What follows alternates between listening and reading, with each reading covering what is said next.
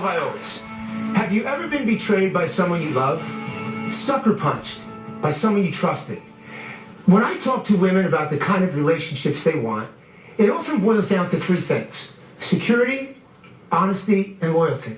And for the most part, they offer unconditional love and trust, sometimes trusting too much. Today's show is a cautionary tale about how a twisted, secretive criminal mind, a husband in fact, betrayed his wife after 10 years of marriage. Our job at the Security Brief is to talk about the things that will help keep America's families safe. And that conversation always begins with a story. I came to the United States 25 years ago from Egypt. I met Steven Sears when I replied to an ad in the newspaper. I was looking for work, and he needed an accountant, and I got it. I knew he was in trouble, and his business was a total mess. He would sometimes cry and tell me how afraid he is of getting in trouble with the law. I felt sorry for him. I felt that he really needed my help, and I could help him. I was able to turn that business up and running again. I took that business from $60,000 a year to $6 million a year. I would say 5 to 6 years into knowing each other, Steven and I trusted each other. Steven was lovely, was a very caring, dedicated person. Steven and I got married in Caracas, Venezuela. He proposed, and it was a surprise to me, and it was the best day of my life. I knew that Steven had 4 children with his prior marriages. Steven was convincing me to have a child together. About a year of our marriage, we had our lovely boy. My life was heaven. It couldn't be more perfect, and I think that's the most spectacular thing that can happen to you in life. Please welcome Nevine to the Security Brief.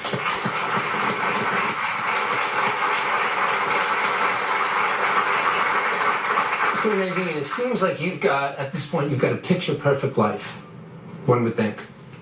Yes, it was perfect. It was, I married the love of my life.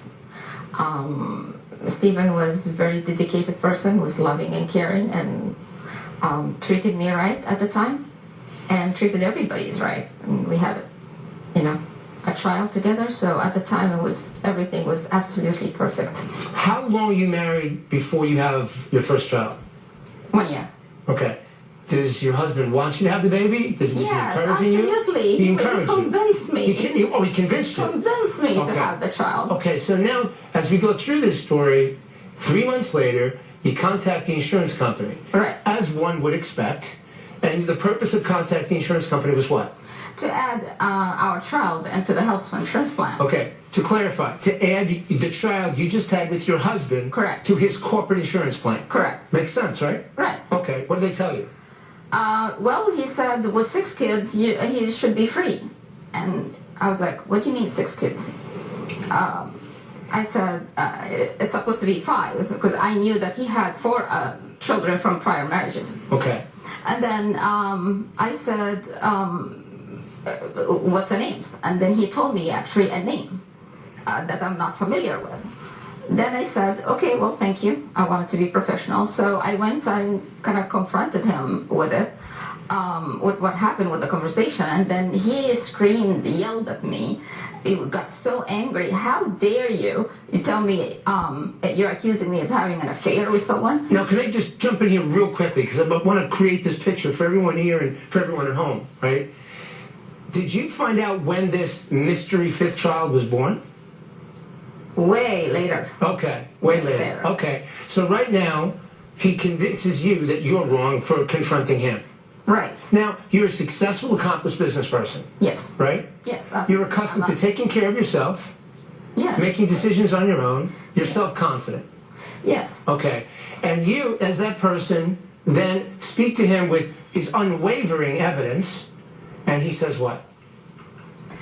Well, he said, you're believing an $8 an hour agent on the phone versus me? Are you out of your mind? And I was just, I didn't want to ruin my life, and I didn't want to, I said, okay, I'm so sorry, I love you, I'm so sorry, I'm not, he probably made a mistake or something, so don't worry about it. So he makes himself the victim? Correct. And you the aggressor? Correct. Okay. But we're still kind of in the position here of there's a birth of another baby. Okay, you may have given in to him at that point, but that baby was born. Do you believe that baby was born? Of course. You do believe that. When was the baby born? June of 2015. Sorry, 2005. Okay, no, that's okay. How far away is this baby born from your baby? Mine was June 18, 2005. Hers was June 23rd, 2005. 5 days after mine. Okay, so he's pushing you into a corner and trying to make himself the victim and you the aggressor. Right. And you back off when in fact the evidence is that this child that he has, unbeknownst to you, with someone, was 5 days apart from the birth of your child. Yes. The shocking revelations are just beginning. Nevine will soon find out that she is married to one of California's most wanted. You don't want to miss this. Stay with me. We'll be right back. Welcome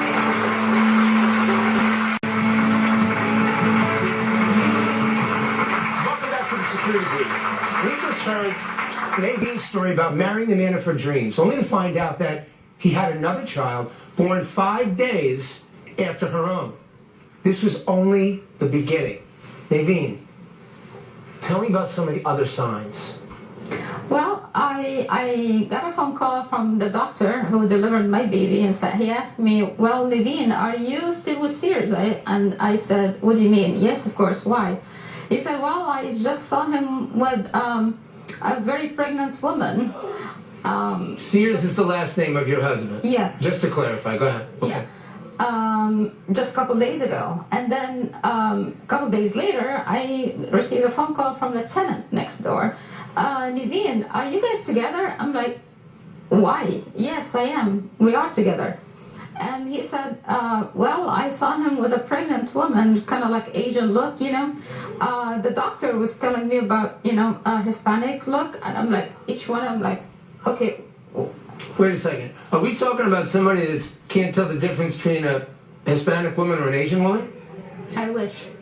Well, we talking about two different women. Correct. Okay. Just to clarify so we're all on the same page. Please go ahead. Well, at the time, I had learned my lesson. I wasn't going to confront him like I did with the insurance agent person. So I didn't want to, get yelled at or anything. So I just tried to do my due diligence and talk to his handyman, who basically has been with him for over 15 years. Was he forthright? Was he honest with you? He was very honest with me. Okay. He was very, very honest with me. He said, Nevine, you're so naive. You love him so much. You're blind. What else does he tell you? He did tell me that the other two women, they had 2 children as well. So basically, in 2 years, he had 4 children with 3 women. What happens next? Well, after that, about 6 months later, there was one day that one weekend, he didn't show up at all at home. And he came in on Monday because we worked together, and he showed up late for work. And he said, well, the client is at the lobby. You need to sign a declaration declaration is like a statement under penalty of perjury that the client never canceled. And when he canceled, the work was already done. So I needed to sign that. And I'm like, whoa, wait a minute.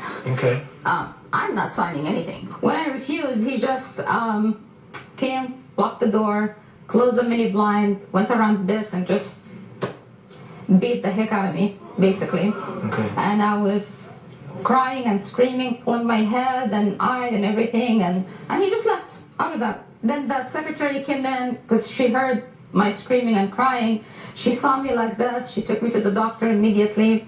The doctor looked at me and said, I'm not going to even touch you. You're going to have to go to the emergency room right away. And he called the police. The doctor called the police. And all of a sudden, I saw a police officer in the emergency room questioning what was going on. Right. And then I said, you know what, this is something between me and my husband. I don't want anybody to interfere.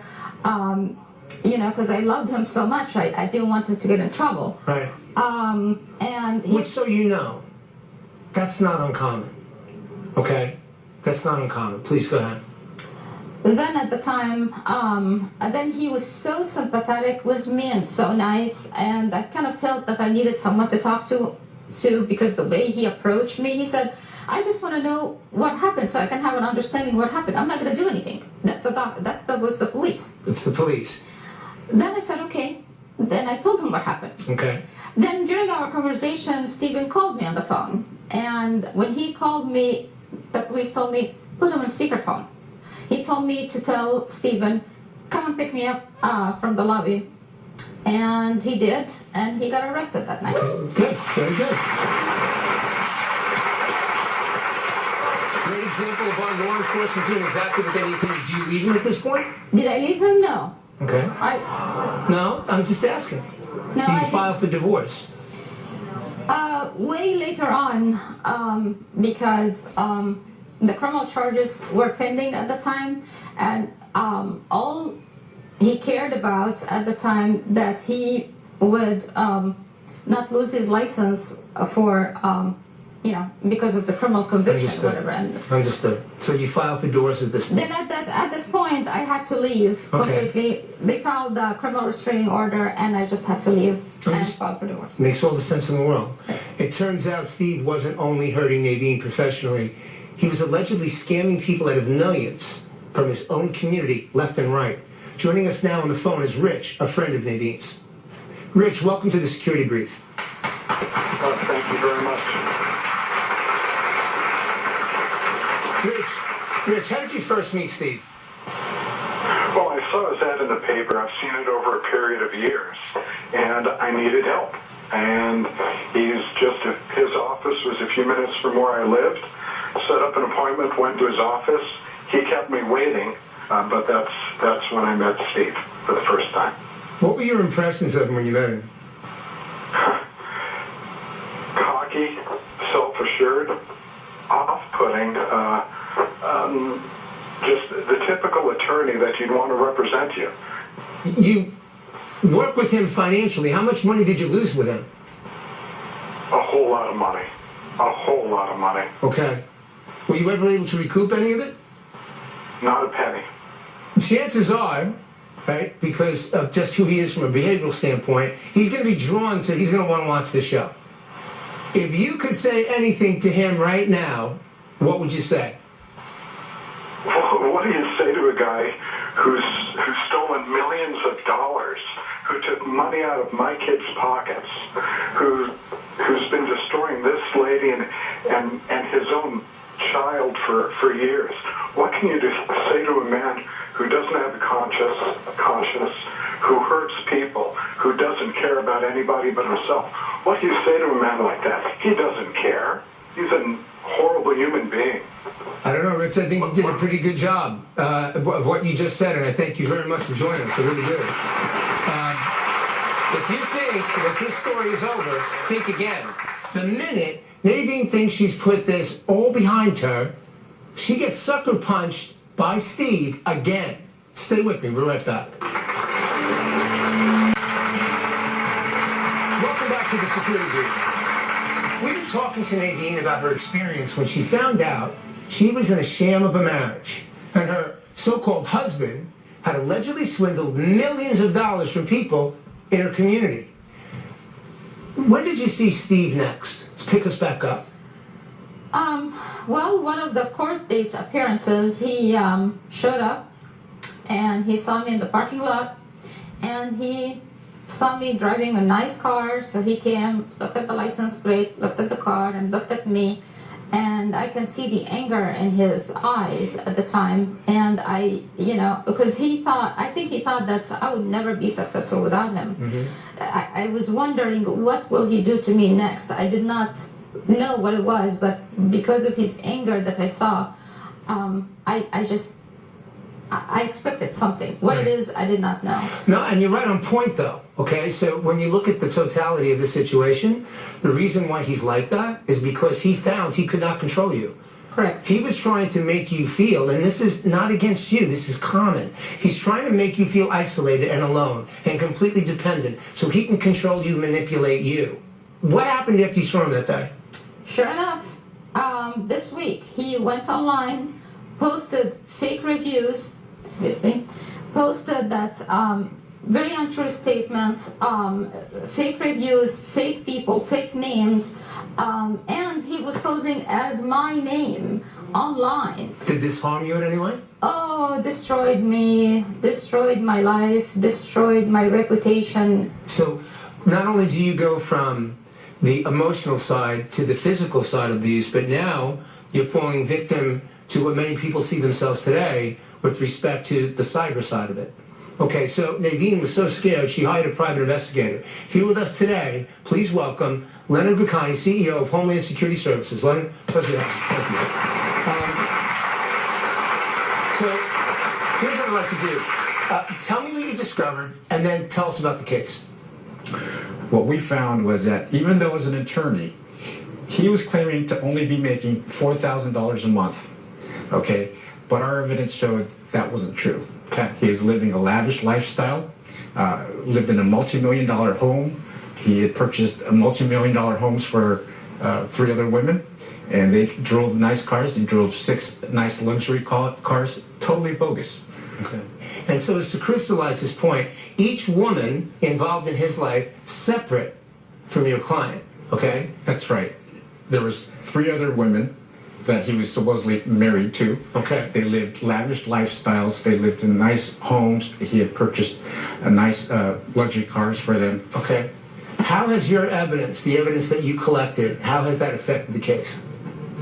Well, as far as his claim that he was totally disabled, we found that he was scootering around, playing with his kids, riding his scooter around. Do you have video of this? Oh, absolutely. A ton of video. A ton of video. Okay. Paul, at one point, we videotaped him coming to work. He had a neck brace on and a cane. Don't you just love that, though? Oh, my Isn't that gosh. a beautiful thing? It was a production. Right? He came in gingerly walking, limping into court. Our And he's outside like water skiing and right. rock climbing. Right. Funny thing, Paul, is when he comes out of court, he takes his neck brace off, throws the cane in the back seat. But when we reviewed the videotape, he came in limping on one leg. When he came out, he was limping on the other leg. And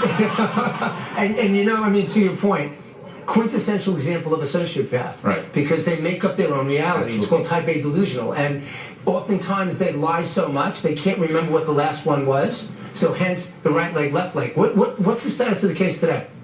Well, he's facing 29 felonies and 8 misdemeanors based on false impersonation of Miss Nevine and the false postings. The police was able to seize his computers. They traced it back to him, that he was making all the posting. He's been charged for it, and the DA has filed charges currently.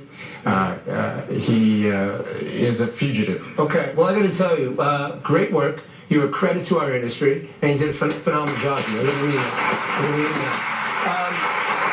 Nevine, to you, where do you think he is today? Well, now that he was criminally convicted with the domestic violence, he's been charged now with grand theft, right.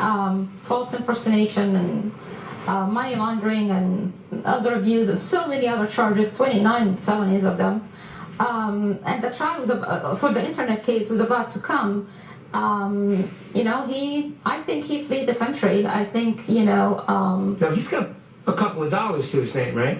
Oh gosh, he had millions of dollars offshore. That's part of what he does, domestic and offshore asset protection. So he has been basically planning for this. Okay. Before we leave, I'd like to put up Steven Sears' picture. Again, if you see him, please, and I'm saying please, everyone watching, if you see him, call 1-800-78-CRIME. That's 1-800-782-7463. Leonard, I want to thank you so much for being here. Leonard and Rich, thank you. And Nevine, of course, thank you so very much for being here. You're a champion, and we so much appreciate you being here. When we come back, warning signs that you could be a victim in a relationship with a sociopath. Please stay with us. We'll be right back.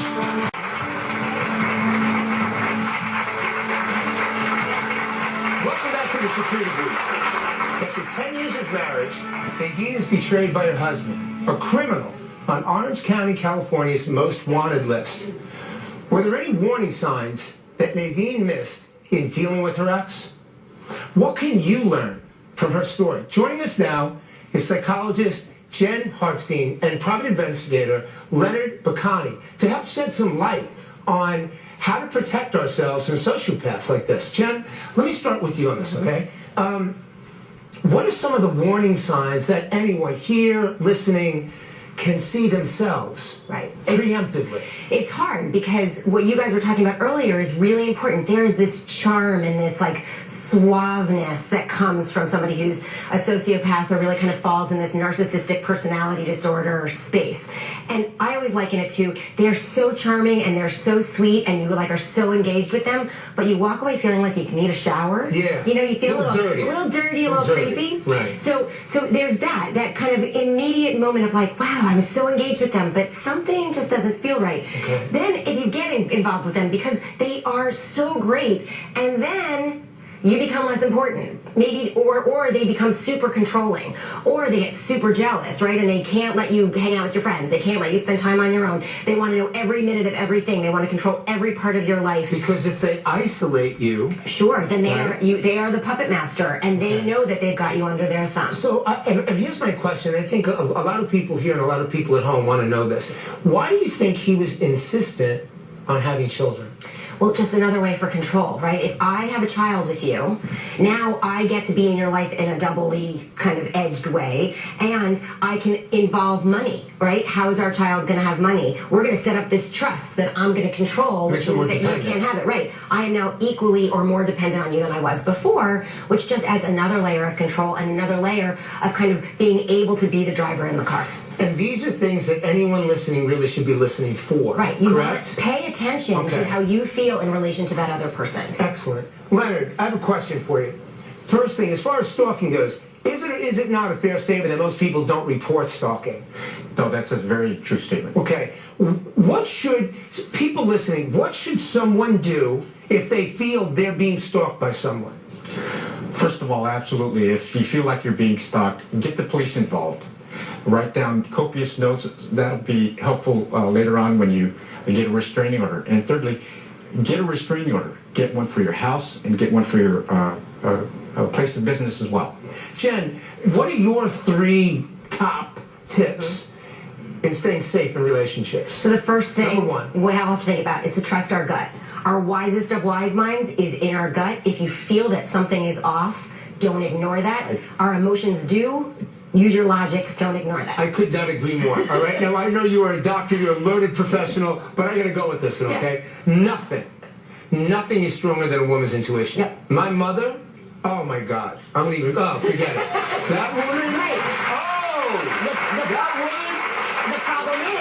Did she have some intuition? Right, the eyes in the back of the head syndrome. Okay. The problem is we don't listen to it, and we need to listen to it. Listen to our gut. Listen to your gut. Listen to your gut. Trust it and listen to it. Number Number 2, observe your environment. Those hallmark warning signs we were talking about before. Do you notice that if you're involved in this, you're not hanging out with your friends, you're not taking care of yourself, you really have withdrawn from society? Observe what's going on around you. Where are there some changes? And use that to help inform your gut. Interesting. And number 3, stay safe. We have to be careful and be mindful about being safe. If there's any sort of abusive anything, stalking, verbal, physical, any of that, find a safe place to go, get there, ask your friends for help, ask your family for help, and that has to come first. Excellent advice. Excellent advice. Leonard, I got to come back to you on something. In your experience, do these types of, let's call them people, prey on certain type of women? Well, there's an argument that says that people who are less self-assured of themselves, but fortunately for Miss Nevine, she does not lack self-assurance. She's a very confident woman, and thank goodness for that.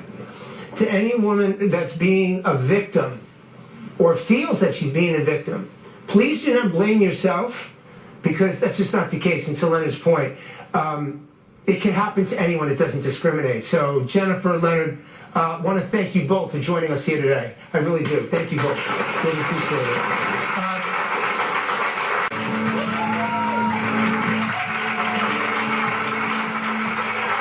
Without question, there are very few things that anger me more than a man who takes advantage of a woman. Having worked more domestic violence cases than I can remember, I have seen firsthand just how physically and emotionally devastating this crime is, and how its lasting effects remain with the victim forever. Regardless of age, socioeconomic status, or occupation, this crime does not discriminate. What we saw today is the quintessential example of a woman being victimized by a man who, to date, remains unpunished for his alleged crimes. That said, I'd like to close the show today by asking you, America, to help me bring this piece of garbage to justice. If you see this man, please call 1-800-78-CRIME. That's 1-800-782-7463. And help Nevine receive the justice she most certainly deserves. And for all of you out there that are victims or no victims, please go to our website at securitybrieftv.com for a plethora of information on the subject of domestic violence, which will provide you with the options and resources you need to help you navigate through this issue safely. So, on behalf of our executive producer, Terry Murphy, and the greatest TV crew in America, be safe, be well, God bless. Thank you all very much. Thank you.